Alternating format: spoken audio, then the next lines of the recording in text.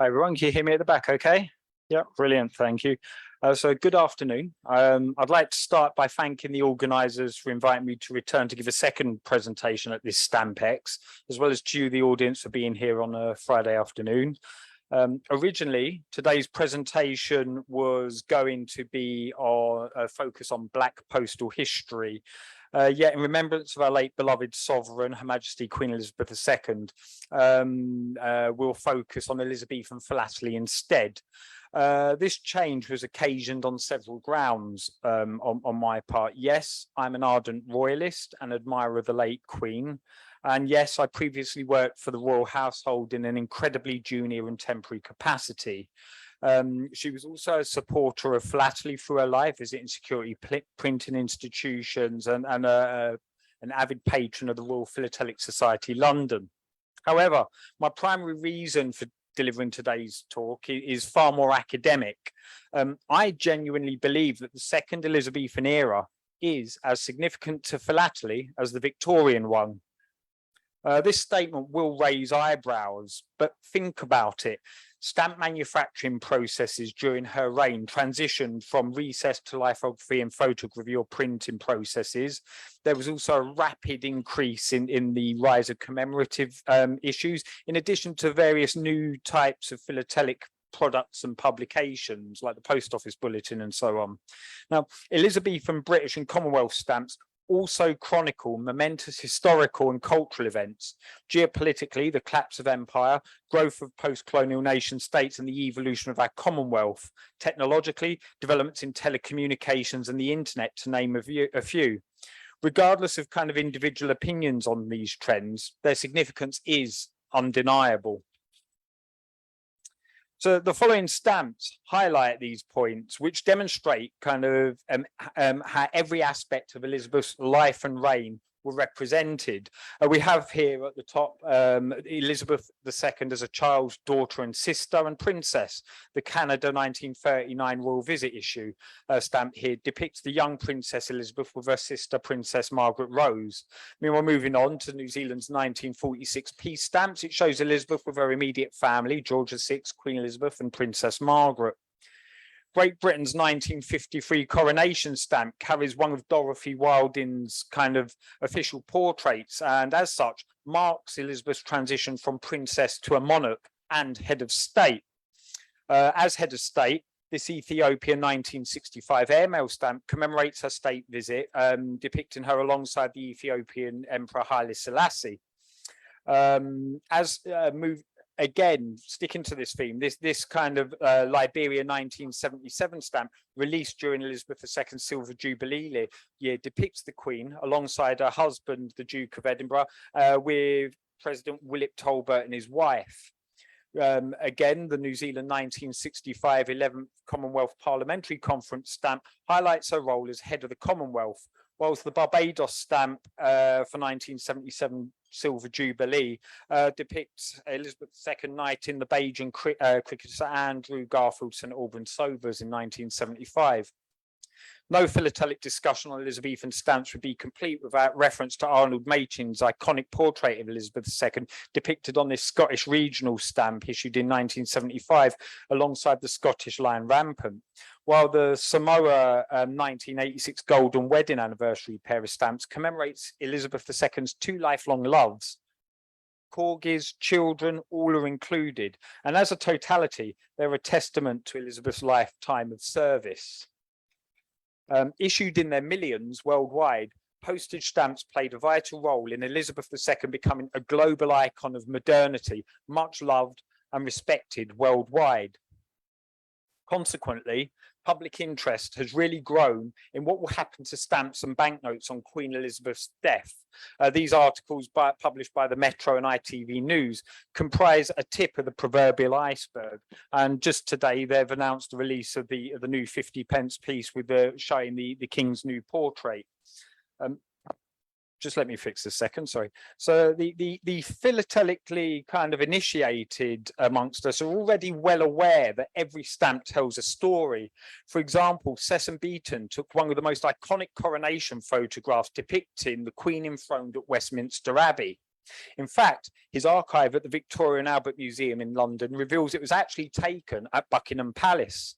So you can see here them preparing the studio with the backdrop of Westminster Abbey, followed by ladies in waiting, arranging her robes, and then the various pictures. And of course, this image eventually appears on several stamps, including this lovely Jersey 2002 £3 stamp with the Realia kind of embossed in gold. Philatelists interested in conducting research into the Elizabethan era will no doubt plan to visit the Postal Museum just down the road because it holds the Royal Mail's archives, artwork, pre-production material, proofs and records. The Royal Philatelic Society London will also be on a researcher's radar with its world-class philatelic library and rich publication output. Of course, they also have one of the Mason casts there. Well known for its countless rarities, including the Post Office Mauritius and Inverted Jenny, the British Library's philatelic collections are perhaps less well known for their important archival and modern holdings. Thomas Key Taplin's bequest of worldwide collection of postage stamps, telegraph stamps and postal stationery to the British Museum and Library in 1891 certainly established my department. Yet ever since then, we've been receiving a continued flurry of donations, government archives and other material. And to date, that now comprises over 80 major collection items, totaling in excess of 8 million items, global in scope, representing almost every aspect of the security printing industry. With unique material, researchers in Elizabethan stamps really at their own embarrassment and peril ignore the British Library. And to demonstrate this point beyond all reasonable doubt, we're now going to have a quick look at one of the most significant archives of such holdings, and that's the Crown Agent's Philatelic and Security Printing Archives. So who were the Crown Agents and why are they so important to Elizabethan philately? So Britain's colonial and imperial expansion from the 18th century onwards created an enormous logistical challenge for the British government. Each overseas territory required the provision of services, supplies and goods to enable the essential infrastructure development. And initially appointed in the 18th century to conduct financial transactions between colonial settlements and the British Treasury, individually appointed Crown Agents quickly branched out to assist the Colonial Office in developing such services. By 1833, the Crown Agents adopted an organisational footing, became the Joint Agents General for the Crown Colonies, employing several members of staff to assist with the workload. And throughout its history, the organisation has reformed and changed its name several times, reflecting its role within a kind of a constantly evolving geopolitical climate. In 1863, it became the Crown Agents for the Colonies, changing its name again in 1954 to the Crown Agents for Overseas Governments and Administrations, and it was based here at 4 Millbank Place in London. Now known as the Crown Agents Limited since 1997, if memory serves. The organisation remains a UK-based international development company, acting as a consultant for governments worldwide in the provision of chain financial and training services. Now, in addition to providing financial services, uniforms, shipping, railways and other supplies, it also oversaw the production and distribution of stamps and related security printing products between 1848 and 2007. Such work generated a substantial archive representing over 100 different overseas countries, the majority of them former British colonial administrations and members of the Commonwealth. Transferred to the British Library's philatelic collections in several accruals between 1969 and 2015, it now forms the Crown Agent's Philatelic and Security Printing Archive, and it's a fundamental research resource for anybody interested in postage stamps, revenue stamps, postal stationery, postal orders, wrappers, as well as paper money for the British Empire, Commonwealth and post-colonial world. And they cover the reign of Elizabeth II from 1953 to the early 2000s. Now, what now follows is a brief description with illustrated examples of the major classes of archival records, particularly rich in philatelic content from the reign of our late Queen. So the 16 volumes of requisition books contain details of orders placed by various overseas territories for postage stamps, revenue stamps, currency notes, postal orders, bonds, passports and postal stationery between 1921 and 1968. So how would one set about finding out the production details for, say, this Northern Rhodesia 10th of December 1963 definitive 4p stamp? So arranged by a security printing firm, then chronologically, each volume contains an index arranged by territory, then type of product at the front to help identify the relevant entries quickly. And looking under Northern Rhodesia in the index Zambia here, and then the section for postage stamps, which is down here, I've blown it up so you can see, you can go to the relevant pages and work through. The C in brackets here, that stands for commemorative stamps as opposed to definitive stamps. And what you'd expect to find here are, each page is divided into the following columns. You get the requisition or order number, the overseas administration, the description of the product, is it a stamp or a banknote or whatever, and then of course the denomination, number of sheets and stamps being ordered, how many stamps are on each sheet, and then the dates and quantities dispatched along with kind of any individual remarks. So working through the pages in the index, I found the entry for the 4p stamp, and I say 26,000 sheets totaling 3,120,000 stamps, with 120 stamps per sheet were ordered. You want to know the rest of the remaining information? Well, find out how at the end of the presentation. Next, there are the 5 registers of dies, plates, forms, etc. And this lists dies, transfer rolls, and printing plates used for stamps, currency notes, and the other kind of products held by the Crown agents between 1875 and 1969. And again, what could this source here tell us about discovering more about the Gambia self-government issue £1 stamp, which was photoreal printed by Harrison's and Sons? So unlike the previous volumes, this one has a range of tabs on the side listing the name of each overseas territory, and one can work through these pages to identify the relevant entry, and then the page is again subdivided into columns detailing what the dies were used to manufacture, the number of dies, description of printing processes, as well as the description of value and design, how much they cost and where they're located. So all the dies that were used in the production of this stamp, for example, totaled £7,695. So you really get the technical details of the production. There are also 2 volumes of plate issue books for the period between 1923 and 1958, and these record they detail the kind of date of a plate's issuance to the printers and its return to the Crown agents, because of course you're creating something with a financial value. Things like the dies, you had to monitor them, keep them quite secure, and keep a good tab on them. Now, the sharp-eyed amongst you are immediately going to point out that technically this more to 1950 Visit of Princess Elizabeth issue £1 stamp isn't actually an Elizabethan era stamp. It's a Georgian one, so one from a father's reign, but it does depict our late Queen, and I think it's quite an attractive image. So let's see what we can find out. So these volumes tend to be arranged by overseas territory. Then chronologically, entries are divided into the columns of the requisition or order number, the product description, denomination, the sets, plate number, who issued the plates, when, to whom, and when returned. And I've blown one of the entries up because it's right at the bottom of the page here. It's difficult to read. We can see that a Crown agent's official name, Betty, issued the plates out to the printers between the 18th of July and 16th of August 1960. So you can literally map when they're being used, when they're being returned. Now, regrettably, the earliest paper issue books were lost during the Second World War, and today only 5 volumes survive, covering the period from 1948 to 1968. And again, like the preceding series, they record the issuance of watermark paper from the Crown agents to various contractors, kind of printing the stamps. And again, this covers not just stamps, but all the other products like the currency notes, the bonds, shares, and so on. And in what ways can this source be useful for individuals tracking the manufacturers, say the Dominica 1954 definitive issue 3-cent stamp? So like the requisition books, they're arranged chronologically.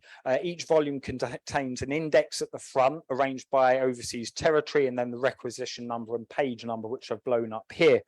and you can work through these pages quite quickly, and then you quickly learn that this stamp was part of requisition or order number 47731, which I've blown up here, and the data is arranged into country and requisition number, description of the product. So in this case, it's the tercentenary stamp, and then the number of sheets that were supplied, the wastage, so the sheets that were wasted, and the total stamps printed, and so on. So you can work out how efficient the printing processes were, how much paper was wasted. And yeah, I think that these are quite underused, but there's a lot of useful information in them. Another useful record series for the Elizabethan Philatelists is the Standing Authority Registers of 5 volumes from 1911 to 1968, and they're arranged by overseas territory and record all of the printing processes used in the manufacture of postage and revenue stamps. So let's see what it says about the Fiji 1962-66 definitive issue 1 shilling 6p stamp, which depicts the international dateline, meridian dateline. The relevant entry tells us it's manufactured by Harrison's and Sons using a multicolour photography or printing process in sets of 60, as well as the type of paper and gum used. Getting on to more interesting things for you all now. There is the archive holds 116 boxes of proof material that span the range 1913 to 1982, and this is without a doubt the richest source for Elizabethan philatelists. It's an enormous series comprising some artwork, essays, in addition to thousands of die proofs, color proofs, progressive proofs, all involved in the production of postage stamps, revenue stamps, and postal stationery. And what we have in the first box are portrait proofs spanning the reigns of George V to Elizabeth II, including this Bradbury Wilkinson recess engraved Wilding portrait for use in their stamps that they're manufacturing, as well as this set of Antigone portraits of Elizabeth II used by Waterlow and Sons for the production of their postage stamps. We've got some really nice rejected examples, colour trials, a good range of material. For postal stationery, this first box also includes these blue and white cameo dies, rejected and an approved version, that were used to develop the profile portraits of Elizabeth II by Thomas Delarue and Company for preparing postal stationery. And we also have these 2 proofs for use on the registration envelopes of Basutoland and Swaziland, as well as this lovely Delarue plate proof for the QE2 1953 key type. The remaining boxes in this series are then arranged alphabetically by country. And the box for Nigeria has this amazing plate proof for an unissued George VI Nigeria half-pence stamp. And the reason it was unissued, of course, is that the king died before their production was completed. Philatelists, of course, will recognise from this approved proof that it eventually became the iconic Queen Elizabeth II Nigeria 1953 definitive issue halfpenny stamp. As an aside, many of the proofs used in this presentation actually come from this body of material. Another amazing series of records are the 8 volumes of plate proofs for the period from 1908 to 1970. And these albums contain imperf and perf proofs in blocks of 6, many of which are perforated specimens for various Commonwealth countries. The following volume of plate proofs covers the period between 1964 and 1970, and it originally belonged to Waterlow and Sons, but was transferred over to Thomas Delarue and Company. It contains perforated blocks of 6 cut from the first printed sheet submitted to the Crown agents before printing commenced in earnest. Each block was compared with the approved colour proofs, and if approved, it was initialed by the Crown agent's Chief Inspector of Stamps or the Deputy. And once approved, these proofs served as the colour guide for all future printings. Black die proofs within the volumes were all taken from the original dies before they were hardened. Once approval was given, the transfer rollers could be made, followed by the printing plate. So again, a core part. And while I was working through these to find examples, I didn't actually know we had these until couple of days ago, but it includes these brilliant color separation proofs for the photogravure stamps for the British Honduras 1968 definitive issue $5 stamp. and most of them they're bound together in blocks of 6. These ones were loose, which enabled me to copy, but you can begin to see the different kind of preparations for photogravure printing, which is, you know, a very important part of Elizabethan Philately.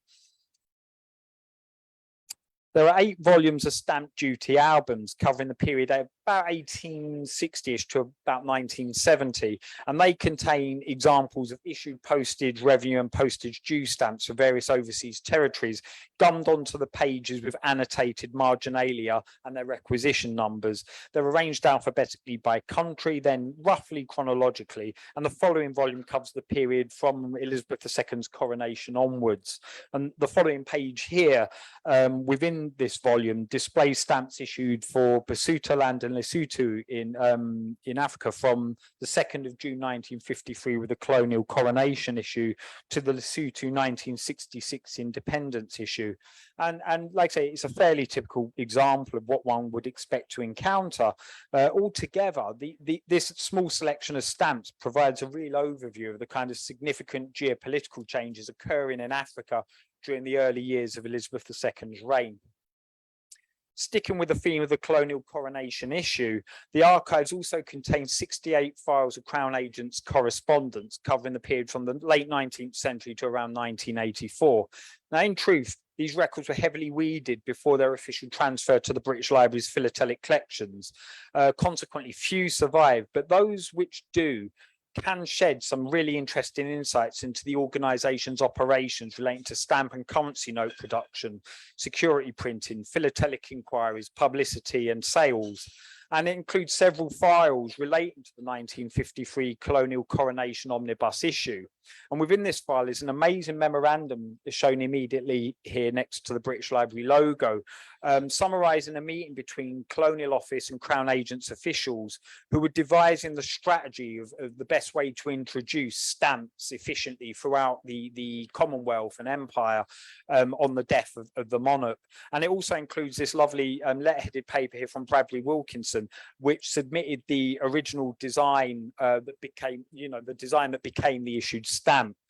Finally, we have a comprehensive set of proof material for the Crown Agent for the stamp issue in the Crown Agent's artwork. So you can see we've essentially got the whole story for the first for the coronation issue. The Crown Agent's artwork is another vast body of material, and it comprises around 2,500 files, totaling around 60,000 pieces of research materials, original artwork and proofs involved in the design and early preparations to manufacture the postage stamps.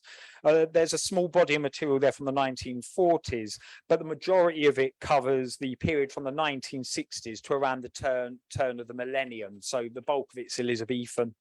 And those in the audience who attended my Stampex presentation on Wednesday were given a good flavour of some of this material. What follows now are a few very small vignettes by way of selected examples. So first up here is the artwork file for the Hong Kong 1962 definitive issue stamps depicting this iconic portrait of Elizabeth II. The fishmongers commissioned the portrait itself in 1955, painted by the Italian artist Pietro Annigoni. He had 3 sittings with the Queen at Buckingham Palace, and the result was this stunning oil painting, which is now housed just round the corner from the Royal Philatelic Society London and the Fishmongers Hall. Now, visually striking, a transparency of this portrait was used to adopt into the one we see here that was used on stamps and currency notes around the world, Hong Kong, Fiji, and so on. For the Hong Kong definitive, the designer used the transparency and took a detail out of it for the stamp. And here we have the original Chinese calligraphic characters that were provided, the country's name Shengang and the various Hong Kong in Chinese and the various denominations. And of course, these were then used and combined with the artwork to produce the finished artwork here for the 5 cent of the definitive issue, as well as the approved proof by Harrison's and Sons for the $10. It's actually one of my favorite sets of stamps. I think it's a beautiful portrait, a beautiful design, and yeah, buy them while you can. So moving on to Michael Farrer Ball's materials for the Pitcairn Island 1964-65 issue 8 shilling stamp. And our artwork includes this current colour transparency of Anthony Buckley's photographic portrait of the Queen, which was mounted in glass. This is quite large, it's bigger than A3 paper, and it has a colour background that may have possibly oxidized slightly, as well as the original artwork next to it for the stamp. And below, you can see I've cheated here. That's actually from my own collection, the final product, the issued 8 shilling stamp, which again is a beautiful portrait.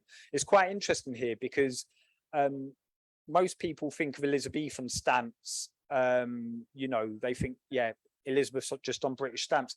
Actually, as head of the Commonwealth, you get a much richer representation of the monarch on stamps of the Commonwealth than you do in Britain.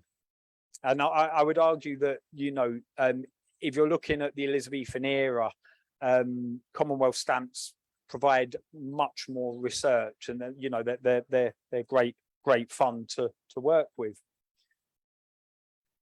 Moving on Wednesday, which I referred to earlier, I highlighted some of Victor Whiteley's artwork for the Tanganyika 9th of December 1961 Independence issue. He also developed the designs for the St. Lucia 1964-69 definitive issue, photogravure printed stamps by Harrison's and Sons. Now, our materials for this include Whiteley's original artwork, which is in the centre, depicting Elizabeth II seated with a plain background. It's based on Major Aubrey Claude Davison Houston's oil paint portrait of Elizabeth II, which is now housed in the Royal Welsh Fusiliers Museum in Wales. And I've put an image here immediately next to the British Library logo.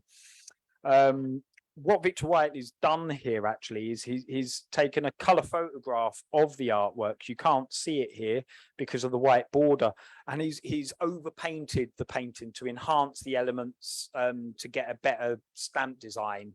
So it's a painting over a photograph of a painting, and it's quite interesting because with this, it's quite a complex design. There's fine detail in there. So when it came to the printing the proofs, Harrison's had some problems with the registration of the Queen's blue eyes, and we have the accepted proof here. But when you look at the others, her eyes are literally moving left to right on one image and the other. So, you know, which is really interesting how they solved that problem, because, well, it's no easy task, like reducing an all size image to a stamp size. It's far from straightforward. One popular portrait of the monarch, adopted by Sky News and other major media outlets covering her recent passing, included the following profile portrait, possessing a fascinating philatelic story. During Elizabeth II's 2002 Golden Jubilee celebrations, Thomas Patrick John Anson, the 5th Earl of Lichfield, was commissioned to produce an official royal portrait.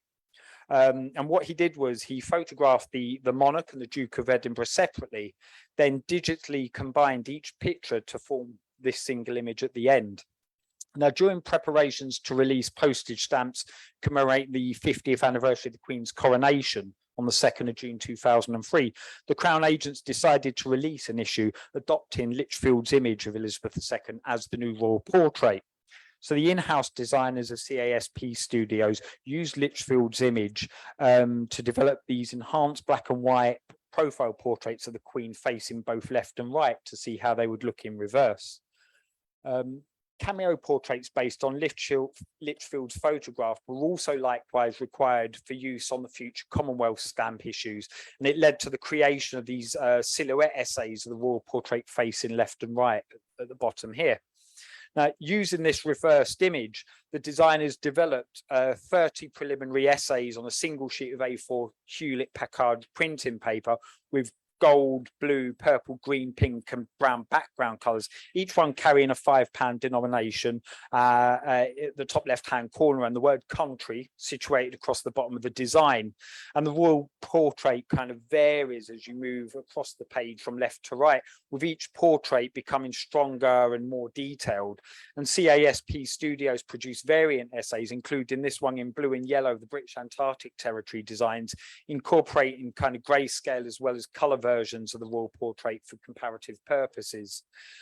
Experimenting with Lichfield's portrait in colour. These 5 essays, again, all from the British Antarctic Territory, include the £5 denomination, and the cameo essays immediately next to them were also reduced to see how they would look.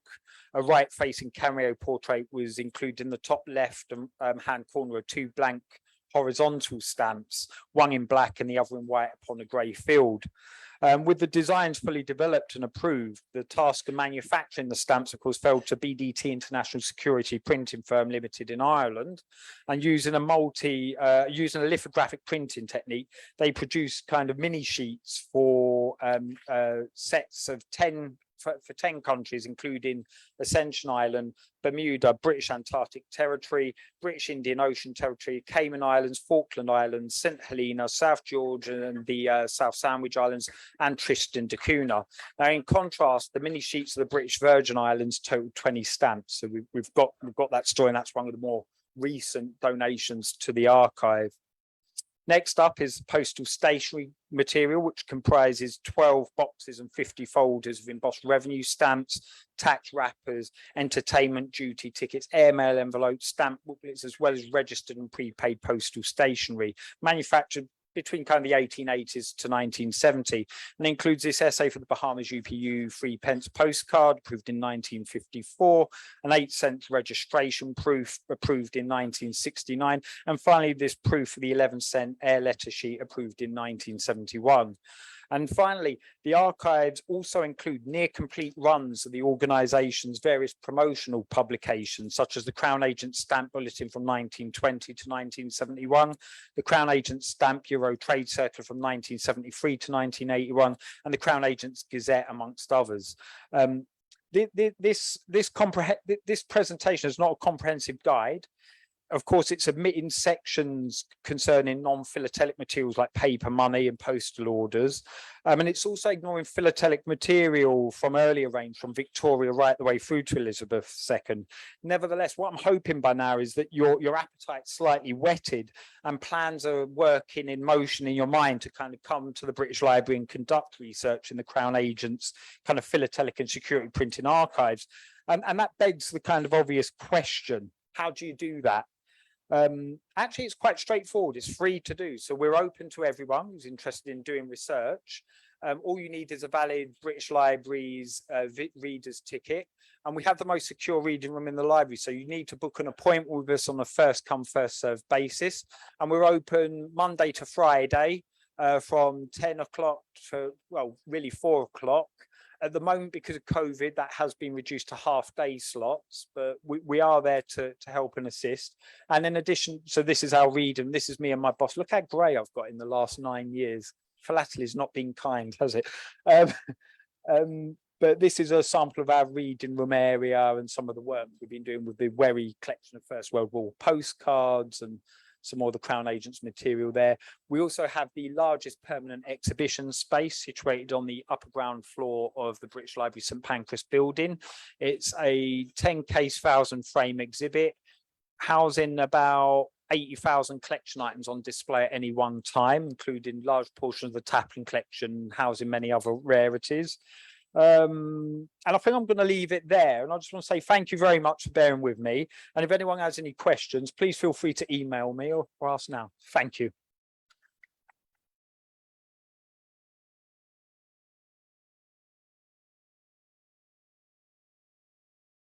I think that's it. Yeah. Wow, that's straightforward. Brilliant. Thank you. No problem. No problem.